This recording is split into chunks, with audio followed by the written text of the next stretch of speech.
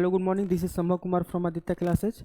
We are doing the remaining part of chapter Democracy and Diversity. ठीक है, अभी पूरा का पूरा एक छोटा सा रिकैप लेंगे कि टोटल का टोटल चैप्टर में क्या हुआ है। हम लोगों ने देखा कि अमेरिका का ओलंपिक्स होता है, डायरेक्ट पहला फ्लैश सीन आया वहीं। ठीक है, कोई कोई मूवी होता है ना जो कि लास्ट का सीन डायरेक्ट पहले दिखाया जाता है पूरा का पूरा चैप्टर समझने के लिए। ठीक है, वहीं ये सीन से हम लोग पूरे चैप्टर को समझेंगे। इस सीन में क्या हुआ, ओलंपिक्स हो रहा था मैक्सिको का, ठीक है, 1968 में। ठीक, उसमें 200 मीटर का रनिंग कंपटीशन था। 200 मीटर के रनिंग कंपटीशन में जो जीता है टॉमी स्मिथ, जॉन कार्लोस और पीटर नॉर्मैन। ठीक है, दो अफ्रीकन इंडियन थे, अफ्रीकन इंडियन सॉरी नहीं, अफ्रीकन अमेरिकन, ठीक है, एफ्रो अमेरिकन उसको बोला जाता है। तो एफ्रो अमेरिकन थे और एक ऑस्ट्रेलियन था। ठीक, तो पूरा का पूरा जो मेडल सेरेमनी होता है, तो मेडल सेरेमनी में हम लोगों ने क्या देखा, और मेडल सेरेमनी की बात करें तो जो हमारा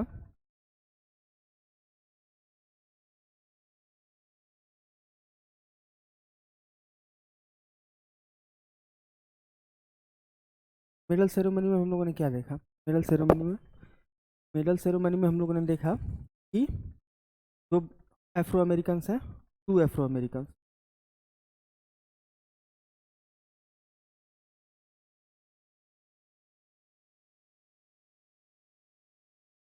टू एफ्रो अमेरिकन है, एक टॉमी स्मिथ और जॉन कार्लोस।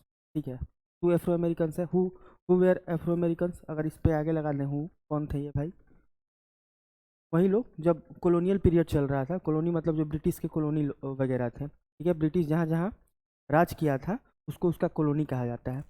तो वो लोग स्लेव ट्रेड करते थे। ठीक है, स्लेव ट्रेड क्या होता था, स्लेव ट्रेड, स्लेव ट्रेड। भाई स्लेव ट्रेड क्यों होता था, ड्यू टू इंडस्ट्री का सेटअप जो होता था, इंडस्ट्रियलाइजेशन का।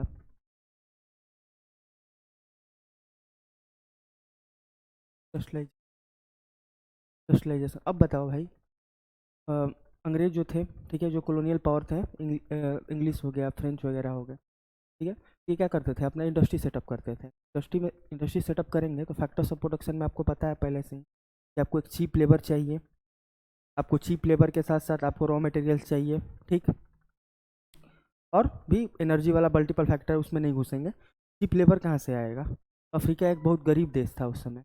अफ्रीका जब गरीब देश था तो वहाँ से लोगों को उठाया जाता था, खरीदा जाता था और बेचा जाता था कि तुम जाओ वहाँ पे भाई और वहाँ पे काम करो, हमको चीप लेबर मिले कि हम अपना प्रॉफिट क्या करें, मैक्सिमाइज कर पाए। ठीक है, चीप लेबर मिल जाते थे, स्लेव ट्रेड, इंडस्ट्री सेटअप हुआ।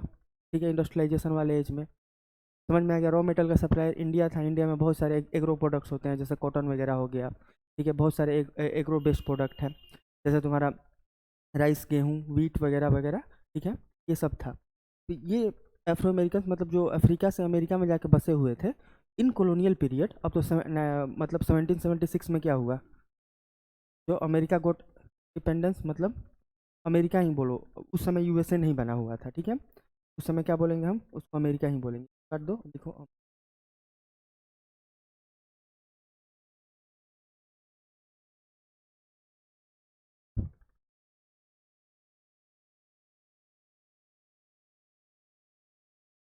America got independence. ठीक है, अमेरिका अगर अपना इंडिपेंडेंस वो अचीव किया है, फ्रेंच के हेल्प से अचीव किया हुआ था। फ्रेंच का पूरा जो बजट था वो बिगड़ गया था, पूरा का पूरा पैसा चला गया था, वो फ्रेंच रिवोल्यूशन में आप लोगों ने देखा होगा।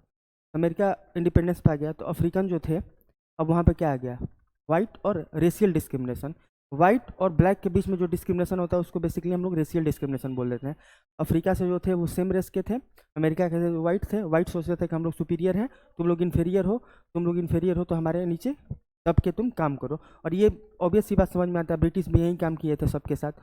ब्रिटिश भी यही कहते थे। अपार्थाइड लॉ आप लोगों ने देखा होगा, नेल्सन मंडेला, ठीक है, 28 साल के लिए रंगून आइलैंड पे वो क्या रखे, जेल में रहे थे, 1964 से स्टार्ट हुआ था। ठीक है, तो ये सब तो उस टॉपिक के बाद का बात है। ठीक है, ये समझ में आ गया। तो पूरा का पूरा ये जो टॉपिक था आपका, ये मतलब इसी पे बेस्ड है। ठीक, ये सब हुआ था आपको समझ में आ गया होगा कि एफ्रो अमेरिकन हुआ गए थे, ये दोनों थे। तो और एक हुआ था कि उस समय अमेरिका में सिविल राइट मूवमेंट्स भी चल रहा था और ब्लैक पावर मूवमेंट भी चल रहा था। ठीक है, सिविल राइट मूवमेंट्स और ब्लैक पावर मूवमेंट। ठीक, ये क्या था भाई, सिविल राइट मूवमेंट में जो अफ्रीकन्स थे इन द अमेरिकन्स, वो क्या कर रहे थे कि देखो तुम हमारे साथ डिस्क्रिमिनेशन मत करो, ठीक है, हमको इक्वल अपॉर्चुनिटी मिलना चाहिए, हमको रेस के बेसिस पे हमको नीचा मत दिखाओ, अपने आप को सुपीरियर मत दिखाओ, ठीक है। वहाँ पे किसी लोगों को पकड़ लिया जाता था, अभी कुछ दिन पहले की बात है, अमेरिका में हुआ था ऐसा कि एक जो पुलिस ऑफिसर था, एक ब्लैक को मार दिया था गला घोट के, ठीक है। तो ये सब था, तो इसके लिए सिविल राइट मूवमेंट चल रहा था, जिसको लीड कर रहे थे जूनियर मार्टिन लूथर किंग, ठीक। तो ये मतलब जो सिविल राइट मूवमेंट्स था, वो क्या था, वो किस तरीके का नेचर में था, वो था आपका नॉन वायलेंट नेचर में था, पीसफुल नेचर में था। और जो ब्लैक पावर मूवमेंट था, वो मिलिटेंट और मिलिटेंट ग्रुप टाइप का, एक मिलिटेंट मतलब जो हिंसक तरीके से लड़े, मारपीट करे, बम फेंक दें, जिस तरीके से आप इंडियन नेशनलिज्म में भी आप लोगों ने देखा होगा, एक मॉडरेट्स थे, एक एक्सट्रीमिस्ट थे, एक रिवोल्यूशनरी थे। ये एक्सट्रीमिस्ट मतलब भाई नहीं मारेंगे, प्रोटेस्ट करेंगे, नहीं मानेंगे बात तुम्हारा बाइकआउट कर देंगे, लेकिन उससे भी खतरनाक थे रिवोल्यूशनरी, भगत सिंह वाला ग्रुप जो था, HSRA, Hindustan socialist Republican party, ठीक है, ये था। तो मतलब मिलिटेंट ग्रुप थे, तो वो नॉन वायलेंट तरीके से लड़ते थे भाई। तो 1966 में स्टार्ट हुआ था वो, ये सब मैंने कल के लेक्चर में बहुत अच्छे से बता दिया है, ठीक है। तो ये टोटल का टोटल सिनेरियो था जो पहले से ही अफ्रीका में चल रहा था, लेकिन अफ्रीका में उसका प्रोटेस्ट कैसे स्टार्ट हुआ कि पूरा का पूरा ओलंपिक का सीन दिखाया जाता है मेडल सेरेमनी के टाइम में। और मेडल सेरेमनी के टाइम में क्या होता है कि मेडल सेरेमनी के टाइम में, ये इसका पिक्चर है यहाँ पे,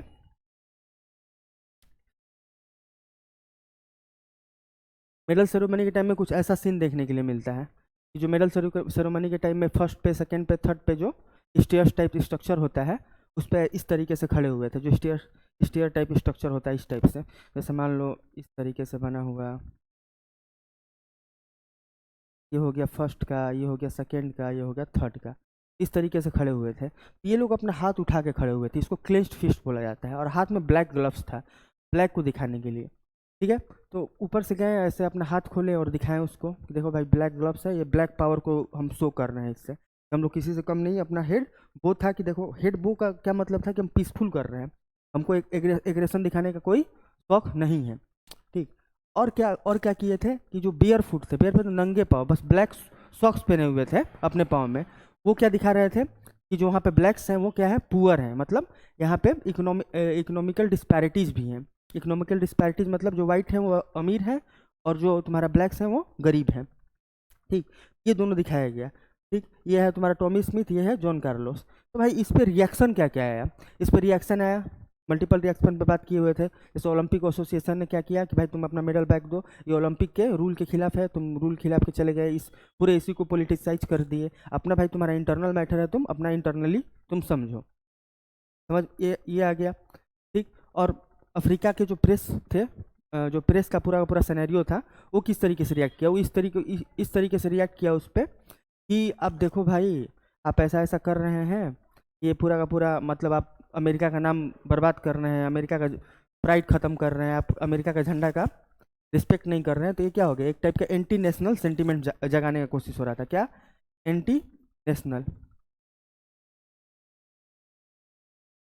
एंटी नेशनल सेंटीमेंट वहाँ के वाइट जो पॉपुलेशन था उसमें जगाने का कोशिश किया जा रहा था। तो ये सब जो बेसिस हो गया, ये पूरा का पूरा सिनेरियो था टोटल का टोटल। फिर हम लोगों ने देखा कि भाई भाई और पूरा का पूरा जो स्टार्टिंग से चैप्टर हम लोग पढ़ते हुए आए हुए हैं कि आप देखे होंगे जहाँ पे पावर शेयरिंग वाले चैप्टर में हम लोगों ने देखा, जहाँ पे डाइवर्सिटी बहुत ज़्यादा होता है, विविधता बहुत ज़्यादा होता है, वहाँ पे क्या होता है, वहाँ पे आपको सिविल वार होने का चांसेस बहुत ज़्यादा बढ़ जाता है। तो हमको प्रूडेंशियल और रेशनल तरीके से उस पूरे के पूरे सिचुएशन को डील करना होता है, ठीक है। ये टोटल का टोटल इस चैप्टर का क्रक्स था और जो समझने लायक था। और एक चीज़ और इसमें बताएंगे एक्स्ट्रा, तो देखिए ओलंपिक एसोसिएशन को ही क्यों चूज किया गया, क्योंकि वहाँ पे देखो, पहले आप लोगों ने प्रिंट कल्चर वगैरह में पढ़ा होगा कि प्रिंट आने से क्या क्या हुआ, सब लोग आइडियाज़ वगैरह शेयर होने लगे। मास कम्युनिकेशन वाला एरिया आप लोगों ने देखा होगा कि जैसे टीवी पे लोग आते हैं और आपके पास अपने आइडियाज़ को पहुँचा देते हैं, तो मास कम्युनिकेशन का होता है। तो ओलंपिक एक ऐसा जगह था जहाँ पे पूरे देश के लोग एक साथ इकट्ठा हुए थे, और वहाँ पे बोलेंगे तभी तो सब जानेगा। आप तुरंत अभी डरबन वाला यूएन कॉन्फ्रेंस में देखे होंगे जो 2001 में हुआ था, अभी तुरंत कास्ट डिस्क्रिमिनेशन पे जो दलित एक्टिविस्ट थे उन्होंने बोला कि इस एजेंडा में आप कास्ट डिस्क्रिमिनेशन को भी, जिस तरीके से आप रेस के डिस्क्रिमिनेशन को इंक्लूड करना है, उस तरीके से कास्ट के मतलब कास्ट का भी जो डिस्क्रिमिनेशन हो रहा है कास्ट के लिए, उस पर भी आप इंक्लूड कीजिए इसको अपने एजेंडा में, इस पर भी बातचीत कीजिए, सबको पता चले कि नहीं इंडिया में कास्ट का डिस्क्रिमिनेशन होता है, जो लोअर कास्ट हैं उनको दबाया जाता है, वो गरीब हैं, मतलब डिस्पैरिटीज़ हैं उनमें। ठीक, ये पूरा का पूरा टोटल समझ में आ गया। तो ये मतलब इसलिए ऐसे इवेंट को चूज किया जाता है कि अपने आइडियाज़ को पूरा का पूरा विश्व में फैलाएं कि देखो भाई अफ्रीका में अमेरिका अपने आप को पूरा का पूरा डेमोक्रेटिक कंट्री बोलता है, लेकिन देखो हमारे साथ क्या करता है। ठीक, इतना मतलब 1968 आ गया, सब देश आज़ाद हो गए हैं, सब लोग में रिवोल्यूशन वाला फेज भी देखा है। ठीक, तो ये सब बेसिस देख के वो पूरा का पूरा सिनेरियो क्रिएट हुआ है। ठीक, फिर हम लोगों ने देखा कि भाई डिफरेंसेस सिमिलैरिटीज क्रिएट कैसे होते हैं, ओरिजिन कहाँ से होते हैं। एक तो जन्म के बेसिस पे होते हैं ओरिजिन, जैसे हम मान लो फीमेल हुए मेल हुए, ये तो मेरे जन्म पे मेरे पे डिपेंड करता नहीं है, तो इस बेसिस पे हम मेरे साथ डिस्क्रिमिनेशन होना चाहिए, नहीं होना चाहिए, ऑब्वियस सी बात है। हम मेल हो गए फीमेल हो गए on the basis of birth हो गया, ये इस पर तो मेरा कंट्रोल है ही नहीं। हम किस कास्ट में जन्म लेंगे वो भी मेरे ऊपर डिपेंड नहीं करता है। ठीक, ऑब्वियस सी बात है। Origin on the basis of birth एक पढ़े हम लोग, और on the basis of choice. Choice क्या हुआ कि हम बर्थ हो गए हैं, हम भगवान को मानते या नहीं मानते मेरे ऊपर डिपेंड करता है। मैंने आपको एथिज्म का भी क्लासिफिकेशन बताया हुआ था कि जो चाइना में एथिस्ट होते हैं वो मतलब गॉड को नहीं मानते, जो कि लेकिन इंडिया में एथिस्ट का डेफिनेशन क्या है कि देखो हम गॉड को मानते हैं, लेकिन हम तुम जो गॉड को मानते हो तो हमको बस मालूम है कि देखो भाई भगवान होते हैं, लेकिन अब मूर्ति का पूजा करना मतलब ये अलग टॉपिक है, मतलब थोड़ा भास्ट हो जाएगा आपके लिए। मतलब हमारे यहाँ बस इतना समझ लो कि एथिस्ट का जो डेफिनेशन है वो अलग है पूरे वर्ल्ड से। ठीक है, ये टोटल का टोटल हम लोगों ने देख लिया था। अब जो हमारा टॉपिक बचता है वो बचता है हमारा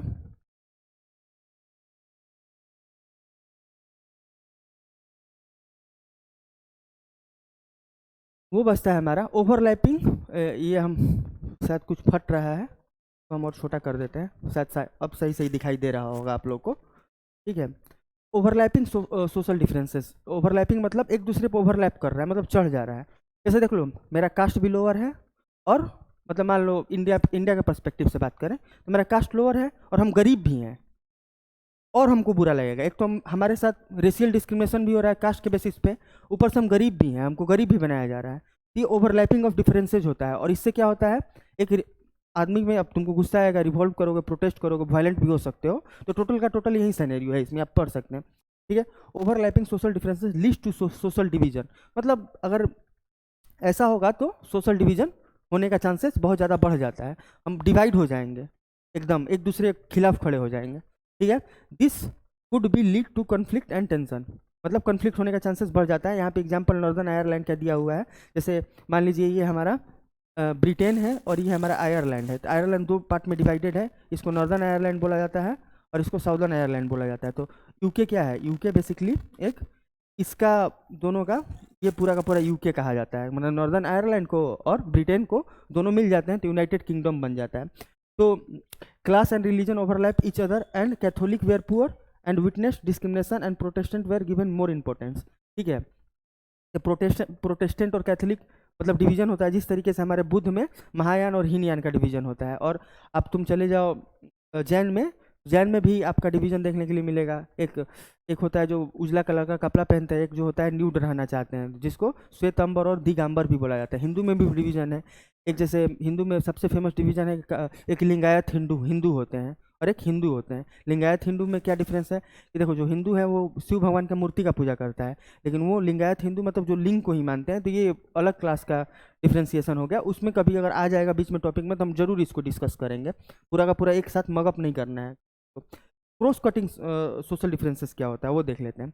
this kind of social differences easy to manage, मतलब easy, there is no conflict because it becomes difficult to set different groups in conflict against each other. In Netherlands, class and religious cross cut each other, which means Catholic and Protestant in Netherlands could be rich or poor. ठीक है, देखो यहाँ पे इसको easy होता है manage करना, जैसे मेल और फीमेल का है। ठीक है, अब भाई बायोलॉजिकली डिफरेंशिएटेड है हम लोग में, फीमेल दूसरी तरीके से एक्ट करती हैं, हम लोग का बायोलॉजी पूरे के पूरे दूसरी तरीके से एक्ट करता है, मतलब ये इजी है। अब मान लो कोई फीमेल आती है, वो बोलती है कि मतलब फीमेल ही क्यों उसे बच्चा प्रोड्यूस करे, तो भाई तुम ही कर सकती हो तो तुम ही करोगे बच्चा प्रोड्यूस। अब मेरे पेट में तो बच्चा रहेगा ही नहीं ना, ऑब्वियस सी बात है। तो बायोलॉजिकली दिया हुआ है, इसमें तो कुछ हो ही नहीं सकता है। इस तरीके का कॉन्फ्लिक्ट जो होता है उसको ईजिली मैनेज किया जा सकता है। और हम बेहतर तरीके से एक पॉलिटिक्स ऑफ सोशल डिवीजन, मतलब सोशल डिवीजन तो हो गया, क्या इस पे पॉलिटिक्स हो सकता है? ऑब्वियस सी बात है, हो सकता है। बहुत सारे रीजनल पार्टीज को तुम लोग देखोगे कि वो लोग जाति के नाम पे पॉलिटिक्स करते हैं, धर्म के नाम पे पॉलिटिक्स करते हैं। हम किसी भी पार्टी का नाम नहीं लेना चाहेंगे, वो आपको खुद पता है कौन पार्टी जाति और जाति के नाम पे पॉलिटिक्स करती है, ठीक। तो ये लोग पॉलिटिक्स करते हैं और ज़्यादा डिवाइड करते हैं। देखते हैं कि जो पॉलिटिक्स होता है सोशल डिवीजन का, उसके गुड इम्पैक्ट क्या है और बैड इम्पैक्ट क्या है, ठीक है। तो मिलते हैं नेक्स्ट क्लास में। Stay tune with Aditya classes.